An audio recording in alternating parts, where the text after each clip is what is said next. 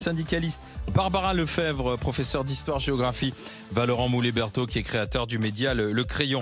La dernière heure des GG, le GGSM, et tout à l'heure à 11h30, ça se passe chez vous. Louis Gerbier a remarqué ce qui se passait dans les Pyrénées-Orientales, à Saint-André, vous savez où il y a eu les incendies. Le maire, écoutez bien, le maire de Saint-André dans les Pyrénées-Orientales porte plainte contre ses propres habitants. Là où il y a eu l'incendie, en disant, les gars, s'il y a eu l'incendie, c'est aussi en partie de votre faute. Vous n'avez pas débroussaillé. Je porte plainte contre mes habitants. Je porte plainte contre vous. Alors, c'est une manière de sensibiliser aussi. Mais il y a peut-être un fautif là-dedans, parce que l'incendie, il a détruit une bonne dizaine de maisons. Est-ce qu'il a raison, le maire, de porter plainte contre ses propres habitants parce qu'ils n'ont pas débroussaillé? On en parlera avec vous tout à l'heure dans le Ça se passe chez vous, à 11h30. Donc, Saint-André, dans les Pyrénées-Orientales. En attendant, c'est les GG7 et match. RMC. GG7 et match. Je tourne ma feuille. Le GG7 et match. Les Français, c'est une étude internationale. Les Français travaillent de chez eux 0,6 jours par semaine en moyenne, contre 0,9 dans les 34 pays industrialisés sur lesquels s'est penchée cette étude. La France, donc en fait, en ce qui concerne le télétravail, est en queue de peloton mondial. Seuls 3 pays font moins bien que nous.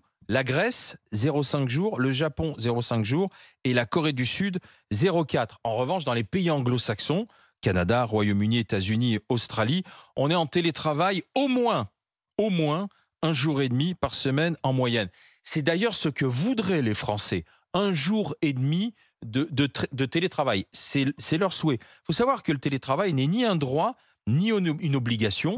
Le gouvernement a donné un cadre dans lequel évolue le salarié et le dirigeant d'entreprise. Donc, on est en queue de peloton en ce qui concerne le télétravail. Est-ce qu'il faut pousser pour davantage de télétravail? Oui, non. Une équipe dit oui, la modernité qui est incarnée ici, l'avenir, le futur, avec Valorant et Barbara. Bien la première fois que je suis dans cette... Et on a l'archaïsme, et on a l'archaïsme syndical. Avec Bruno Poncet qui ne veut pas de télétravail. Je suis solidaire par la pensée. C'est l'aliénation. Non, sinon tu changes d'équipe. Non, mais de la caricature qui est faite. Allez, vas-y Bruno, c'est toi qui as la minute, c'est parti. Tous les deux. Vas-y. Pourquoi tu veux pas plus Le de télétravail, c'est un choix. Le télétravail doit rester un choix. Or, aujourd'hui, le télétravail est souvent imposé. Moi, je travaille dans une structure où on nous a fait du flex-office. Flex-office, c'est-à-dire que tu as, je veux dire une connerie, tu as 40 bureaux pour 100 personnes. Et donc, tu es obligé d'être en télétravail, sinon on s'assoit sur les genoux de l'autre. Et donc, moi, je trouve qu'aujourd'hui, ça doit rester un choix. Effectivement, en France, et moi, mon entreprise, elle est vraiment spécialisée là-dedans, c'est l'infantilisation. On n'arrête pas de dire, il n'est pas possible, s'ils sont chez eux, ne travaillent pas. On a vu que pendant le Covid, et moi, dans ma boîte, on a fait tourner des trains. Alors, ceux qui conduisaient, eux, ils n'ont pas le droit au télétravail, mais ceux qui devaient aider à faire conduire les trains, on a plus bossé pendant le Covid que jamais, parce que c'était un truc d'enfer, tous les trucs qu'on devait faire. Et donc, moi, je pense qu'on ne doit pas infantiliser les gens. Par contre, ça doit rester un choix. Et aujourd'hui, on essaie d'imposer ça par du flex-office, par tout ça. Et tu as des gens, si tu les désociabilises et que tu les emmènes pas au travail tous les jours, les personnes ne se sentent pas bien. Moi, j'ai des collègues pendant le Covid, par exemple, qu'on demandait à aller au boulot parce qu'ils ne pouvaient pas travailler chez eux, parce qu'ils vivent dans des petits logements, parce qu'ils n'ont pas des conditions optimales pour travailler. Et en fin de compte, tu vois, si tu continues à imposer le télétravail à plein de gens qui n'en veulent pas, parce que c'est ce qui est en train de se passer, tu les désociabilises et tu vas les rendre malheureux au boulot et tu vas les rendre, tu vas en faire de la souffrance au travail. C'est pavlovien chez Bruno, faut mettre le jingle SNCF. Et là, il s'arrête. Il s'arrête. C'est comme la Marseillaise pour moi. D'un seul coup, je suis comme ça. Allez, on y va. Réponse, plus de télétravail. Valorant. Moi, ça dépend quel débat on a. Est-ce que le débat, c'est ce qu'il faut imposer plus de télétravail ou est-ce qu'il faut tendre vers plus de télétravail? Moi, je pense que de toute façon, c'est quelque chose vers lequel on tendra plus et avec lequel ça peut être une très bonne chose parce qu'il y a énormément de gens qui, pour le coup, ne vivent pas pour leur travail et n'ont pas leur travail comme, on va dire, la priorité absolue de leur vie parce qu'ils ont des enfants, parce qu'ils ont des passions. Parce que la ville où est leur travail n'est pas forcément la ville dans laquelle ils ont envie d'être pour tout un tas de raisons. Donc je pense que permettre plus de flexibilité par rapport à ça, c'est de toute façon un très bon point. Après, le vrai sujet fondamental, c'est job par job, industrie par industrie. Si on est développeur, avoir des objectifs très clairs et pouvoir développer chez soi une application, un code informatique, un site internet, c'est très très facile.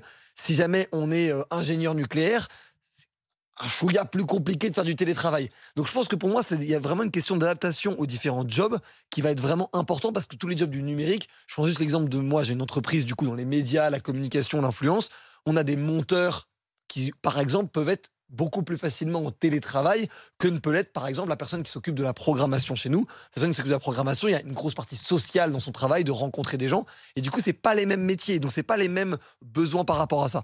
Moi, je le dis pour mon entreprise. Moi, dans mon entreprise, on accorde 1 jour de télétravail par semaine à tous ceux qui le veulent et qui veulent le prendre. Et aujourd'hui, il y a entre un tiers et la moitié de l'équipe qui effectivement le prend, ce jour de télétravail. Comment vous avez négocié justement le jour et demi de travail? C'est en discutant combien de jours vous voulez? Sur les besoins, et nous en fait on a aussi cet enjeu. Et si quelqu'un te demande plus, si quelqu'un te nous, dit aujourd'hui 2 jours ou... Aujourd'hui on refusera pour une raison simple, c'est qu'on est en train de construire l'entreprise, ça fait 2 ans et demi qu'elle existe, c'est encore très jeune, on a besoin de prendre nos réflexes, de vraiment construire les piliers et les fondamentaux de la boîte. Donc plus ça me dérangerait, je pense que ça pourrait se faire, mais ça me dérangerait parce que j'ai l'impression qu'on ne pourrait pas aller encore plus loin dans le fait de vraiment bâtir la boîte. En revanche, j'estime que c'est un strict minimum. C'est marrant parce que moi je suis dans une boîte où on va jusqu'à 3 jours de télétravail par semaine. Tu as la possibilité de demander 3 jours. Ouais. Ils ne sont pas imposés. Non, c'est un choix de télétravail. Moi aujourd'hui, tu vois, par exemple, moi j'ai pas demandé d'avenant de télétravail. C'est-à-dire que moi, des fois, je fais rarement du télétravail chez moi, et quand j'en fais, c'est des fois une journée par-ci par-là, parce que voilà, pour x, y raison. Mais la plupart du temps, moi, je vais au boulot, parce que j'ai besoin de me socialiser après avoir passé des années en n'ayant pas d'horaire ni rien. Mais tu vois, moi, dans ma boîte, on est jusqu'à 3 jours.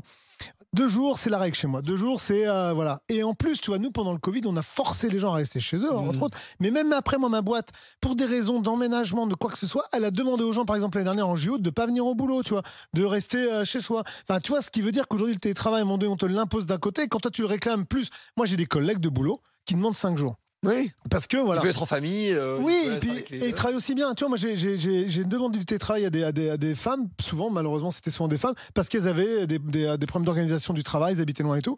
Et en fin de compte, tu vois, on a réussi à leur obtenir, mais c'était un combat parce qu'on ne devait pas avoir plus de 2 jours. Et puis, ton patron qui te disait, non, mais bon, après, il travaille de chez lui, il va rien foutre. Et mes mecs, pendant le Covid, il était chez lui, ça a quand même tourné. Donc, arrête de penser que le mec, quand il est chez lui, il fout rien, tu vois. C'est ça aussi.